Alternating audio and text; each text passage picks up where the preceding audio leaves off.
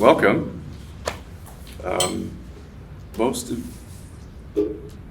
of you have been on a trip, so some of this info will be new, some of it won't. We have updates on a case that some of you are probably familiar with. It might look a little bit like the IAGCH conference presentation we did. So like 2 of you saw that, so maybe 3 of you. But we actually had some cool updates on that same case. So, didn't bring my laser.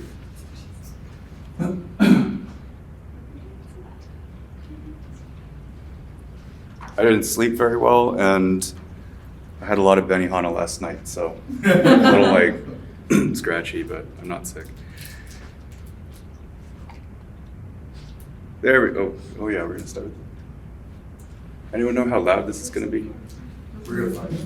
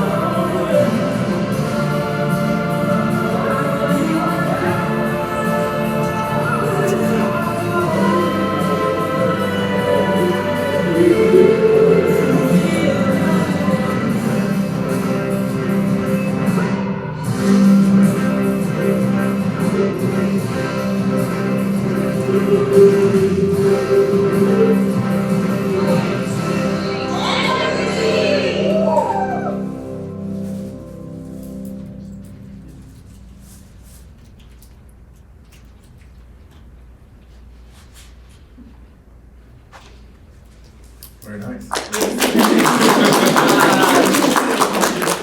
I probably should have ended with that because the rest of this is not as exciting. But some of those shots are kind of a sneak preview to some things that we'll talk about today, such as, oh, I have a laser that works. Injection training we did in Haiti, and maybe the talent show, there are a couple of snaps from talent show there. So we are a US-based 501c3 non-for-profit organization. We started at SCNM, now SUHS, had to add that one on there, as a student club in 2004. So I actually didn't found the student club, it came 2 years before me.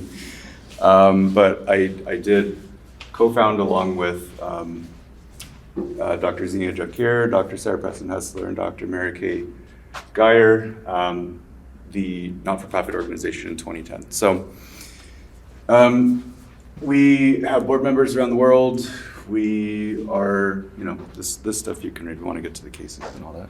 Hopefully you know a bit about NWB, but we do work in areas other than Mexico.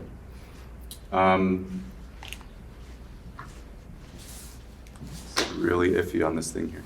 So some shots that you saw in that video were from Haiti, which is actually our main project. The vast majority of our budget goes toward Haiti. We have a full-time ND and 3 community health workers and 2 other staff members as well. We've been in Haiti since 2010, right? Not immediately after the earthquake, but right when the cholera outbreak started and the start of protests against the UN, which brought cholera to Haiti, which killed a lot of people. It's coming back now with further instability in the south, so that's not great. We have been going to Mexico since 2006. I was actually a little baby quarter 1. It's this tall. I was young, but I wasn't that short. And actually, Dr. Betsy Rice was on that trip too, and she nominated me to be president. So, and I became the president, and she was the vice president, way back. So we have gone through a couple different clinical sites in Mexico. Currently, we're with Templo La Hermosa, which is going really well, and we've also started, formatting, mobile scree. We started working with the City of Puerto Peñasco on some clinics in the community development centers, which they use to train people in vocational skills who are below a certain income level, like kind of the city poverty line. So we did that in December 2021 with CCNM students and Dr. Vivian Kwan. Oh, she's actually in that picture right there. She's our board chair.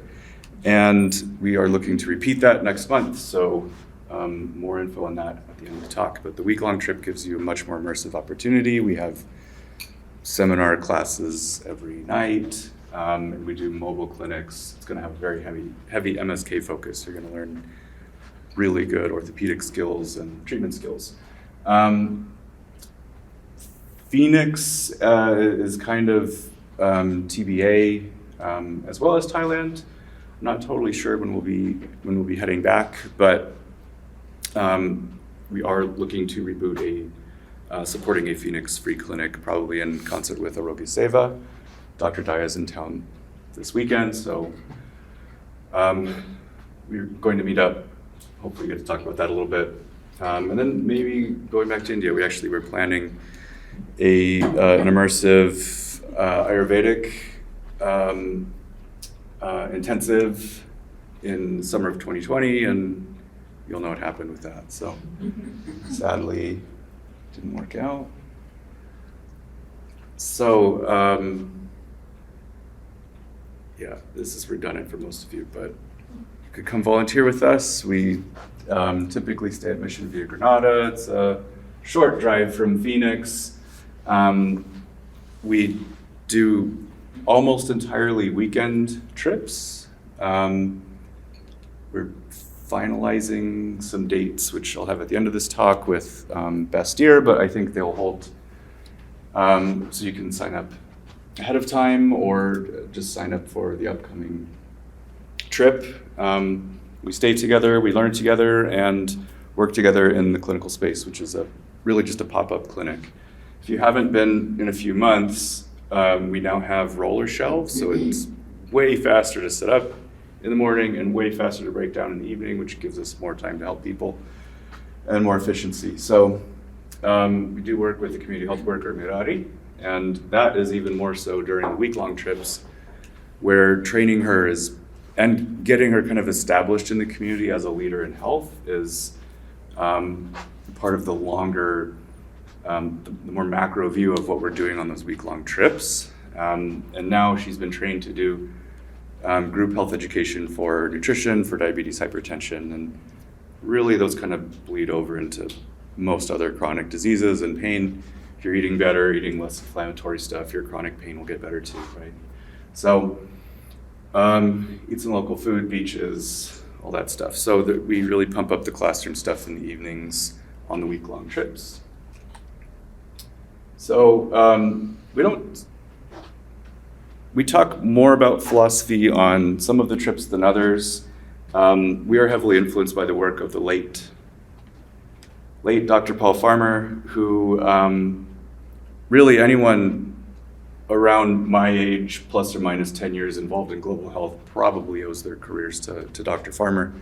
He's an MD, PhD, medical anthropologist, and MacArthur Genius Grant recipient, MD from Harvard, and he's trained in infectious disease, but also really brought the kind of international barefoot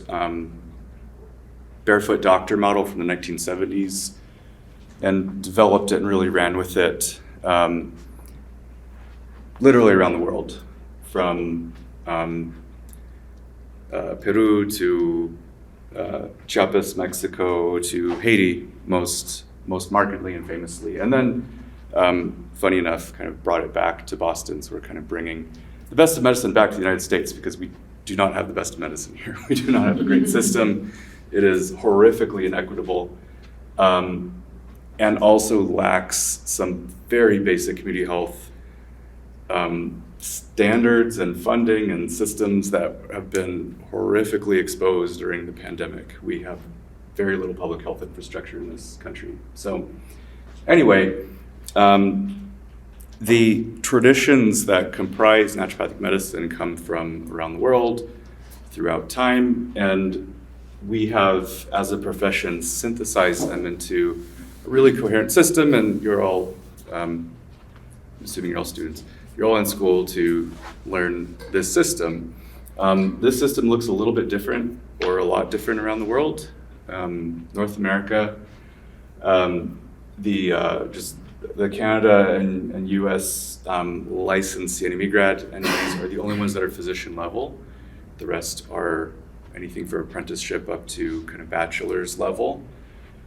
So our medicine does look a bit different around the world, but there's some common threads, and those roots, we believe, really kind of belong to the world. So one thing that NWB is doing is kind of reconnecting this more modern synthesis with healing traditions around the world, because anyone who uses botanical medicine around the world is doing a slice of naturopathic medicine. They're probably practicing the philosophy, even if it's not really spelled out as it is in our principles, for instance. So our profession's very small. There's actually no statistics on how many licensed full CNME grads there are, which is food for thought. Like, why? Shouldn't be that hard to put it together, but ballpark is something around 10 to 12,000. How many people are in the world? I think we just hit 8 billion, right? Or about, never know. So are we going to fill the primary care gap? No. Anyone who tells you that, I don't think you should listen to much of what they have to say. You're not going to. So what can you do? You can duplicate your efforts. You can clone yourself by training community health workers to do the bulk of therapeutics. Worldwide, nurses provide 80% of medical care. So our flex nurse system of everything kind of is filtered through the MD, is part of the root, aside from the weird kind of crony capitalism stuff too in the United States. But part of it is it's kind of centered in the wrong plane of care. So anyway, what you could do is pass on your skills, not just the one-on-one clinical consults, which is what you're trained in. That is a dying paradigm. If you don't learn how to do group medical visits in 15 years, I don't know that you'll be in business. And part of that is because of the inefficiencies of our system, and part of that is that group medical visits are really an opportunity to deliver more care and better care to everyone, and it costs less. So anyway, we're small, need to make a large impact. I have a lot of soapboxes, so get ready. Work smarter, collaboratively partner with other organizations that are doing pieces of work that also help the communities where you work as well. We are focused on health. We do in Haiti some kind of sustainable agriculture, ethnobotanical work as well. And we don't do clean water. We don't do micro enterprises. There are other groups that do that. We do our best to focus on work that we do well and partner with others as well. So One thing that we also encourage for everyone in ND school, everyone at all into integrated medicine, is to build your toolbox. So you will likely be encouraged through speaking with other graduates in private practice or through your business courses to specialize and to find a niche. And there's value to that, but there's also value to being a well-rounded ND. And in my opinion, your school years should focus on that. Because one really neat thing that we can do as NDs, and also that PAs can do, but MDs cannot easily do, is to respec. So once you're out, say you really love pediatrics and it was really fun in school, and then you're 2 years into it and you're realizing you don't really like pediatrics anymore. Maybe it kind of hurts your heart to see all the sick kids, or you're just tired of dealing with the parents, or whatever it is, and you want to go into orthopedics. You can do that. You can take some trainings. You can develop your toolbox, but it'd be easier if you had a good start in school and you chose to be well-rounded and then specialized a bit more when you're out. I would suggest that. I think for most people that is going to be a better career choice. But no matter where you are, you have your hands, the plants, and the food around you. So remember that you always have local herbs and other stuff, no matter where you are in the world. So learn how to use those. So some things that we teach our volunteers. This is not just Mexico. This also bleeds into the work that we do in Haiti, and also the week-long work that we do versus the weekends where it's just so short, and it's great. We do great work for the community. It was a learning opportunity that I took advantage of as much as I could in school. I went on almost every trip. I also coordinated almost all the trips in school. But it's only so much. There's a whole lot of planning. There's a whole lot of travel and sleep and prep for a day or for 2 days. So if you think about how much if you have volunteered with us, how much you've developed during that day and just the prep and just getting into the mindset, and how much easier it is if you've come on one of the 2-day clinics. Sorry, you're going to log out of my email. No, it's fine. That's how we get. You're a popular guy, it's all right. Own it. So the how much you can just kind of go with ease into the second day and pay attention to some of the deeper stuff, some maybe the cues of patients, and before you were thinking more about asking the right questions, right? So imagine stacking that through a whole week and how much you can develop, especially by focusing on your skills every evening instead of, we have like the phys med party and then everybody goes home. You don't get to practice it so much and apply it. So we do teach quite a bit of what I call pin stretch myofascial release, which isn't like the traditional, the slow like myofascial release massage, but more targeted methods like active release technique, neuromuscular reeducation, brief focus, trying to correct adhesions, trying to lengthen, shorten muscles, etc. Use tools and your hands for manipulating soft tissue and joints as well. This is a picture. We have a board member, former board member in Connecticut, who is a fantastic acupuncturist in ND, and she taught the group of Canadians that came to volunteer for the week-long trip, Japanese thread moxa. So yes, this is classmates burning each other for educational purposes. So take out some rage on Zach, maybe, because it's supposed to burn a little bit, not a lot. Careful, Zach. Put a lot of that cream on there so you don't get burned so much. It is really, really quickly effective for pain. So you learn a little bit of channel theory, which is a bit different from the acupuncture that you're learning here, which is more TCM style. There are many different styles of acupuncture, and a really rapid, quick technique, and the patients loved it. It's also very inexpensive. So the elephant ear washer, which we got to use this last trip to clean out an ear, finally, after we found it. Whole thing with that, finding it.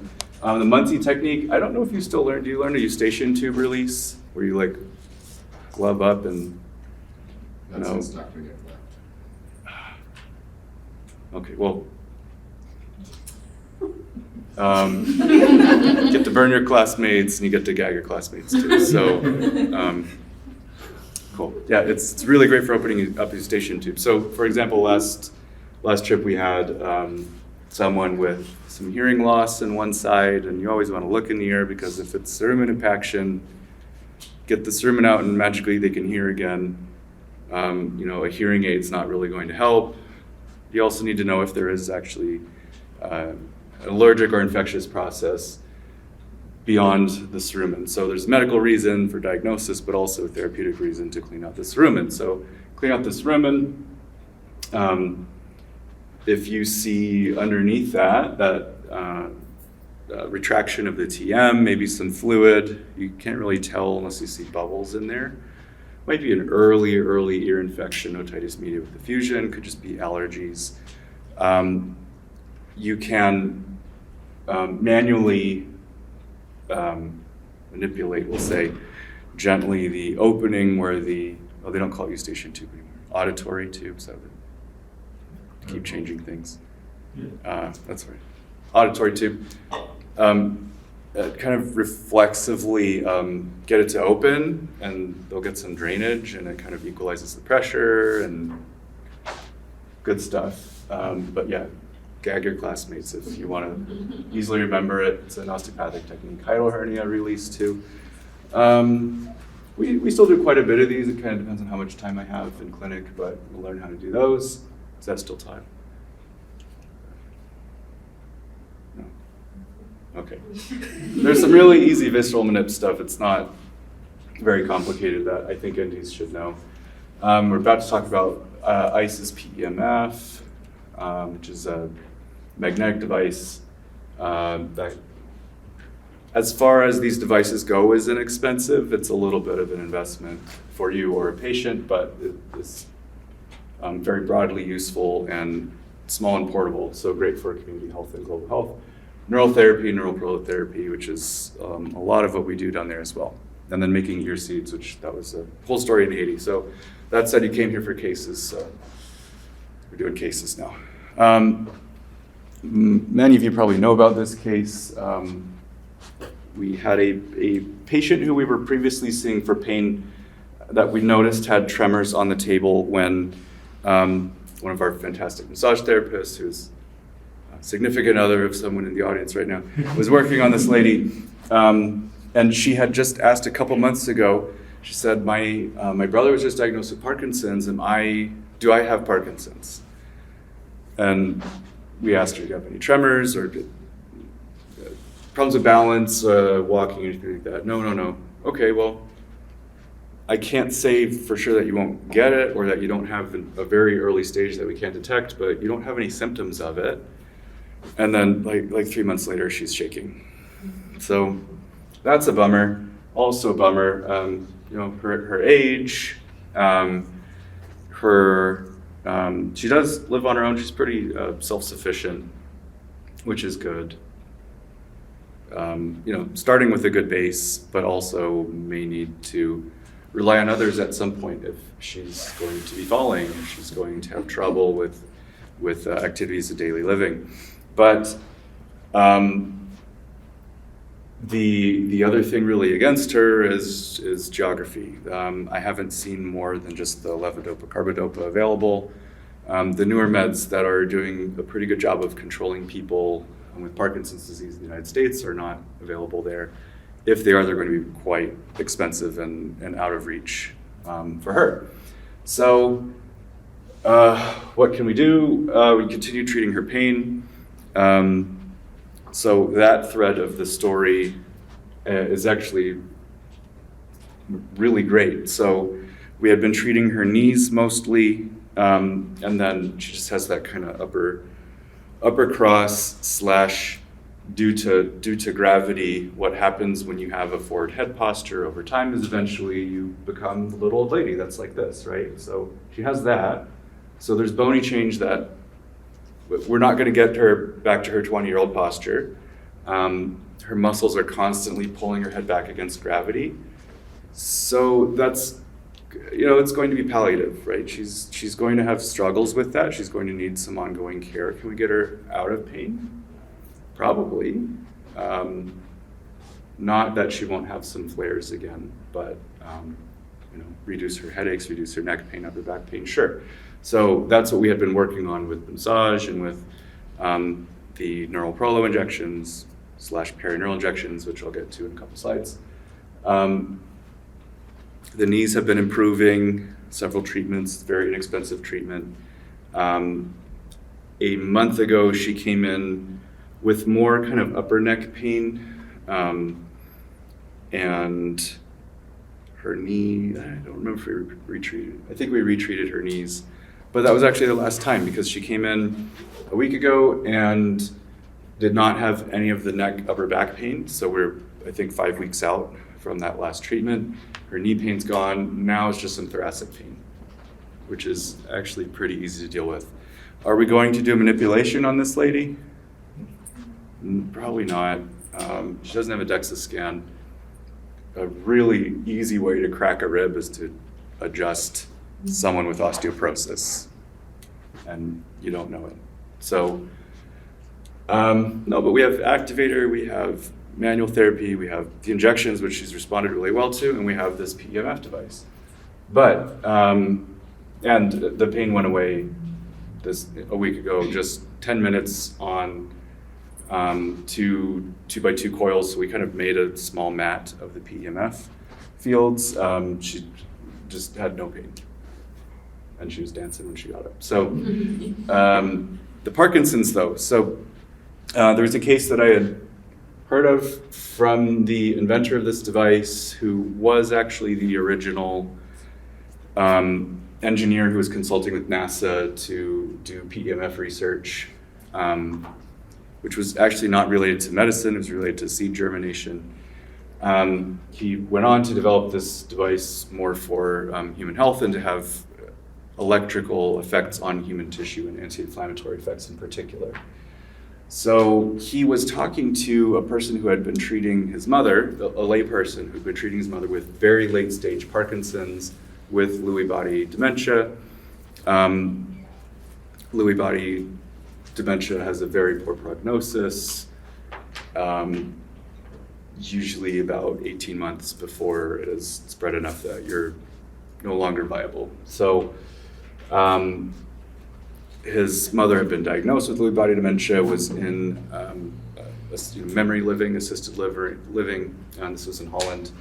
And he started experimenting with these coils because he had this device. I don't know if it was for his own back pain or something. It's like there's really not much treatment that does anything, so why not? And he found some coil positions and some different patterns that gave her a couple of days of lucidity, less agitation, seemingly less pain. She was like reading the newspaper and was previously nonverbal and very agitated. So the locations that he found that worked really do end up beaming the substantia nigra.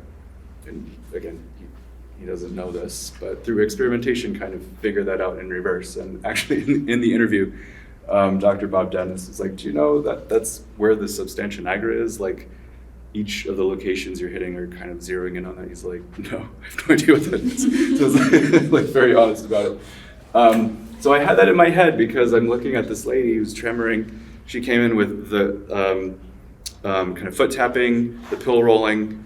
Like, if you haven't seen it, look up a video of that and it will stick in your head. If Lasky still does like kind of the impersonation of the Parkinson's, like that's really what it looks like. It's a shuffling gait, in part because of the loss of overall balance, and the feet are kind of tapping, they're kind of hunched over and kind of pill rolling, right? And with her also the mouth tremor, kind of like that. So, well, crap, this is progressing pretty quickly, so let's try this. This was last July. Put the coils on her. This is the picture of what we did. Just kind of tucked them into her mask, because otherwise these don't have a way to stick to the head. And we're playing with some different headbands now to get them so that you can kind of maneuver the coils in different positions. But in this case, well, we'll just kind of have her put her mask on and clip them on there. And in 10 minutes, her tremors were gone. And I thought, well, maybe she fell asleep or something like that, although the tremors can wake people up with Parkinson's, like it's kind of a constant thing. They will get worse with high emotion and stress states. They'll get better if they chill out a bit, similar to essential tremor, but it doesn't go away. So I was very intrigued, kind of blown away, like, let's see if we can work on getting one of these devices donated so that our community health worker can do more treatments, because I had no idea how long this is going to last. Nor, like, will she respond well the next time, will it be sustainable, or is this a one-time kind of, we got lucky, electrical stimulation plus that anti-inflammatory effect. You know, the disease is probably going to continue marching on. Doubtful we're going to completely stop it with this one treatment, but let's see what happens. So then the hurricane blew through a couple of days later. If you saw, it devastated some of the shoreline restaurants and things. She did okay with the hurricane, but had a lot of other stressors and things. She came back the next month and she had 3 weeks of no tremors. When she came back, she only had the mouth tremor. Like, she hasn't had that strong a response since. We've had actually one more treatment after that, after the third that I described on here. Decreased each time, but not all the way down to 0, at least for the mouth tremor. I've been really trying to get pre and post treatment videos, but there's always some variable that throws things off. So last month, we were going to do 2 different coil placements because I was trying to kind of rebottle this magic from the first treatment, trying some different things. And then we went to take the post video and she was shivering because it was cold, because it's just cold in this place. And so she was like, everything was tremoring, but it wasn't tremors, it was shivers. And I was like, oh, I just want this video so I can show in like a presentation. And so we can document her progress, right? How it's going. And she's always been fine with videos and photos. Like, she wants, people to know what's going on. I'm still, for privacy, covering her eyes up. But yeah, so her pain is markedly better. We asked her in the middle of the treatment, so we were doing kind of 10 minutes and then moving and 10 minutes and moving, trying to find a combination that would be really good for her. The last treatment, she didn't have the feet, the foot tapping coming in, some unsteady gait. We had her just kind of, walk back and forth in the room and then try the heel to toe. That improved after the treatments, which is also a good sign and interesting. Her hand tremor did improve. The mouth tremor, I would say, improved a little bit, but it wasn't drastic. But it's not enough to really affect her ADLs, so she's pretty happy with the results. I just asked her, because every time she comes in, she's like, yeah, I have some tremors, but I'm doing okay compared to when I first came in.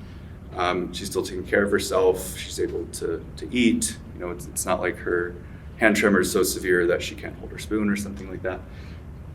She's really happy. Her pain is doing way better than when she started coming to see us. And she always, happy cries about it. And yeah. So we were talking to her like halfway through the treatment. I just asked her, because she says the treatment always kind of calms her down and calms the tremors down and her pain decreases. I said, how are you feeling now? And she started happy crying, went on this it's long story about how amazing everything is. But again, I'm trying to get that, it's great. Also, again, with the heightened emotional states, more tremors. So she's tremoring more, happy crying. I'm like, okay, great. We really want that video. Just showing that you're getting better and it's going to look like you're worse. So then I didn't ask her in the next leg of the treatment how she's feeling because she started having me crying again. So she's doing great, and she's able to come in. We did start her on nutritional lithium, which helps with neurodegeneration. It's a glycogen synthase kinase 3 inhibitor, so it's kind of a high-level anti-inflammatory. GSK3 hyperactivity kind of underlies a lot of different chronic disease states and neurodegenerative states. So learn about nutritional lithium. I don't know how much it's taught anymore, but it's very safe. It's not, you don't see the renal toxicity or the thyroid toxicity that you do with high-dose long-term lithium carbonate. So we started at 5 milligrams, and then we'll probably be bumping up to 20, depending on tolerance. So, yeah. So real quick, I want to give Dave enough time. So let me talk a little bit more about, there's Dr. Bob Dennis, nerdy engineer guy. So pulse electromagnetic fields, I reversed this from a conference talk. And I already talked about a bit of this. The shape of the waveform seems to be the most important thing. So some of these devices are based on really old Russian technology, and they're just kind of a sine wave, and there's not much biologic activity. They can pump up the power really high to try to get some tissue response, but it's better to go with a more efficient waveform, which is the main difference between ICES, which is inductive, and inductive stimulation, where they're actually measuring the tissue charge changes, these eddy currents that occur when you pulse a magnetic field with a sharp trapezoidal waveform versus a sine wave that doesn't have much response. So just saying PEMF is a really broad term. It's everything from the TMS devices that are approved for depression that hit the left dorsolateral prefrontal cortex. They're being researched for PTSD and schizophrenia and ADHD as well. This is a much orders of magnitude lower amount of power, which means it's also quite safe, and it has more of an anti-inflammatory effect than a direct, strong electrical effect. Yeah, I do have a discount code now for this, should you want to get one. So you choose the pulse pattern and the strength. It's pretty simple. The devices are not intuitive to use, but they're not really intended for consumers. There's still kind of research into kind of biohacker devices now. So once you figure it out, it's fairly easy to use, but you do need to kind of read the manual. The coil placement really changes the shape of the field and the intensity in different areas. So for instance, you get a wider, less penetrating kind of cone, maybe kind of donut shaped field with the coils side by side. If they're stacked, it's more intense. Close up, you do get some deeper penetration as well, but it's narrower. So this might be good for hitting the substantia nigra, for instance. Opposite sides, which is what I was following for that case, in part because I didn't exactly remember the coil placement, and this is actually the placement for traumatic brain injuries, which they have a small but really interesting study with objective markers on patients with chronic TBI that was not improving, and they had them just do in opposite sides like we did on that patient, and then also front and back. So you're just kind of blanketing the brain with that kind of anti-inflammatory, circulatory stimulating field. So that's why we did it, and that was actually the best treatment, more than the specific like substantia nigra ones that we've done since. But it's really the largest variable is playing with the coil placement, because every person, every injury, every condition they have might respond differently. So there's not a universal protocol for really anything. It's all N of 1 experimentation. So it might treat a lot of different things. We have treated mostly pain and MSK, obviously neuro stuff. We have treated some dysmenorrhea, which was due to leiomyoma and maybe some ovarian cyst activity that responded pretty well temporarily. This is ideally kind of a daily or maybe every 2-day treatment. So we're not using it as well as we could if we could give everybody devices, but that would be quite expensive. We do now have our community health worker equipped with a device to work on people. Does seem to help with wounds as well. So a whole lot that we could talk about with this neural prolotherapy or perineural injection therapy. Oh, gosh. Low percent dextrose to reduce neurogenic inflammation, which you might not believe me, but it underlies not necessarily the cause, but underlies signaling-wise virtually all chronic pain and much acute MSK pain. So by treating neurogenic inflammation with a TRPV1 ion channel inhibitor such as dextrose or mannitol, we can quickly resolve the swelling that happens on a micro level with cutaneous nerves as they pierce through fascial layers. Using manual therapy, using manipulation also helps to ease that strain as well.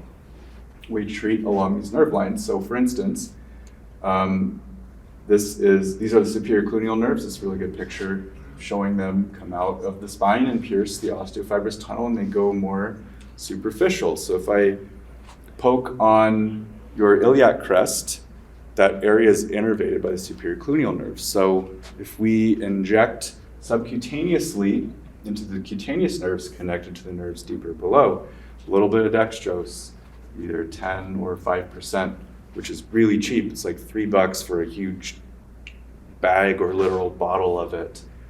That pain goes away, and if you hit enough of the area, most cases of low back pain drastically improve, if not resolve.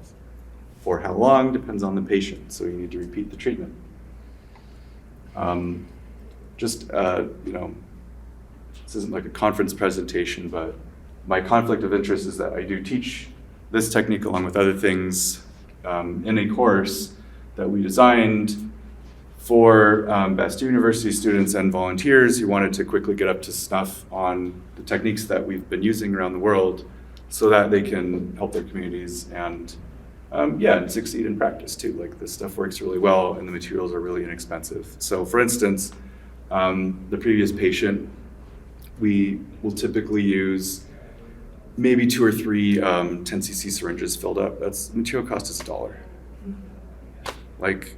There's some labor, you have to find the right spots and all that. The more you practice, the quicker you are, but hands and like $1 of materials and you can completely take away someone's pain.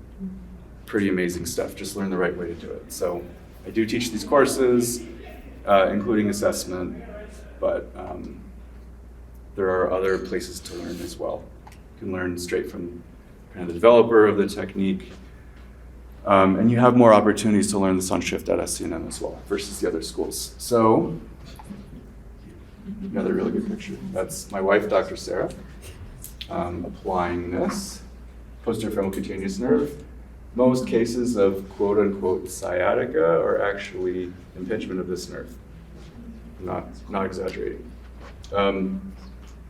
Inexpensive, easy materials. Tends to be a pretty low, definitely low complexity once you learn how these nerves run and can improve your technique. Most people do not have much pain in receiving these injections as well. Some people do.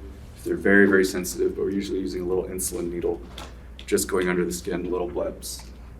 And it takes a little bit of time. So we did do a training on this. A little bit of that was in the video on applying this in Haiti. There's dextrose around the world. If you have a hospital nearby, you have some dextrose.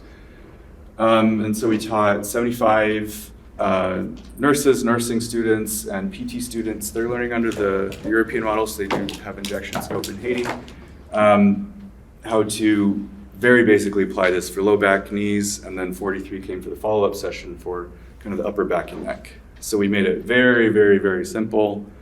It was a half day, a little bit more than a half day, very brief lecture, but mostly just hands-on, less on the science and all of that. So in Haiti, like in Mexico, there's not a whole lot available for treating chronic pain other than medications, and in Mexico, at least, there's tramadol, there's some opioids. There are problems with that, but it's a step of treatment should it be needed. Not even in Haiti. We've only seen NSAIDs and acetaminophen. And we did a 2-day training, and it was great. Everything's hunky-dory. And we've continued doing some more trainings. Some trip dates are up here, but I'm going to give the floor to Dave. I know you guys got class in 5 minutes, so I want to do that first. No, Okay. take a picture or something. Dr. Hesler asked me to share a case with you guys that we've had for the last 3 months down in Mexico. So it was Saturday night in December, 5 o'clock, everyone's tired, and this lady comes in with her family. She was very quiet, and her daughter was with her, and we had a Basseteer student, 4th year, who was like, yeah, I'm gonna take another patient, I'm gonna work a long day, and took the intake, and this lady's severely depressed, gaining weight, a lot of like blood sugar over 400, and you guys know that's really, really high. History of diabetes for like 24 years. So we brought her back the next morning, and we did the neural prolo down her dorsal root ganglia, like half cc the whole way, like Dr. Hesler teaches us to. And she came back the next month. She said she went 3 days without pain, 48 injections. So, to us that might seem like, geez, that's it for 3 days pain-free, but she was, to her it was worth it. So Dr. Ashika, who was on the January trip, who's a graduate from here, kind of pushed some of our primaries and secondaries out of our comfort zone to sit with her again, sit with the daughter, do an intake. And that release, if you guys, I don't think you've had any like mind-body Dr. Jonas stuff here at the school yet, but she was able to like tell her story and like, so this month she came back for the sake of like brevity here, and Dr. Hesler counseled her, but she came in smiling. The only pain she had was her shoulder, no more total body pain. So partially probably the neural prolo, but also just like putting down your paper. I'm not in clinic yet, but Thomas is, and he stepped out to go to shift. But instead of just writing down everything they say, just being there connected with your patient allowed her to have that connection with Dr. Ashika and the primary student, which happened to be myself there. And she told Dr. Hesler that was a big part of like her turnaround, right? So then he was able to counsel her this month, a little reality, hey, a blood sugar of 400, we're gonna start working on diet, change up your diabetes meds, because we don't want to damage those, eyes and the kidneys and stuff long term. So it's like little baby steps, but it's like kind of like a success story. So that's one of the cool things, you get real life experience down there in Mexico to see, and I know a lot of you guys have been down there, so I encourage you to step out of your comfort zone and trust the doctors, when you're down there, because they won't put you in positions where you'll fail, but they know what you can do more than sometimes what we're willing to do, so it's a great learning opportunity. So thanks all for coming out here today. I know you got to go to class, but Dr. Hesler will finish up with what we have upcoming for NWB. Fail upward. Name of the game. So yeah, dates coming up, as well as the week-long trip. We need to get 5 signups for this to move forward, so please consider it. Details are on the website. Working on the fun run dates. Our board member who organizes it is currently expecting, so a little delayed on it, but that's all right. On a conference, and then I've got my contact info up here, and our sponsors. So, thanks for coming. Thank you.